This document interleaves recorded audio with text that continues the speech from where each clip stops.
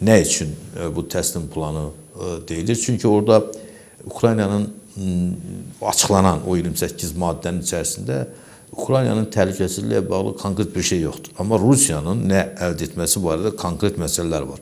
Donbasın, yəni Luganskı və Donetskin. O cümlədən hazırda Ukraynanın əlində olan ərazilər boşaldılmaqla.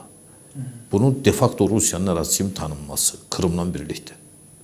Bu çox ciddi bir məsələdir.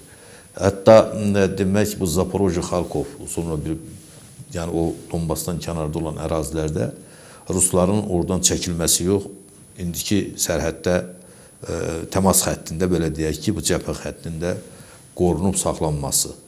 Sonra demək digər başqa maddə, orada bir qəribə bir müddəa var, bilirsiniz. Bu da natsizm təbliğatının qadağan edilməsi. Əgər bu həqiqətən belədirsə, faktiki Rusiyanın güya bu təcavüz Ukraynaya hücumu üçün əsas argumentlərindən biri güya orada faşist, natsist demək təbliğatı təhlükəsi var.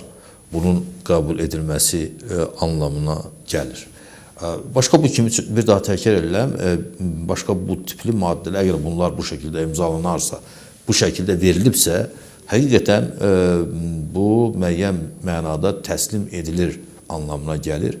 Və açıqlamalar da burada var. Əvvəllər də bu deyilirdi. Yenə də təkrar edilir ki, Ukrayna buna razı olmasa daha çox itirər. Belə bir əks tərəfin, yəni Amerika Birləşmiş Ştatlarından bu tipli əvvəllər də biz məsələlərdə səslənirdi. Bu plan ətrafında deyilir ki, özdə ən tez bir zamanda yəni bu razılaşdırılmalıdır. Əməllicə necə deyərlər, bu xalq dilində desək, biz Ukraynaya və onun prezidentindən baskı görürük.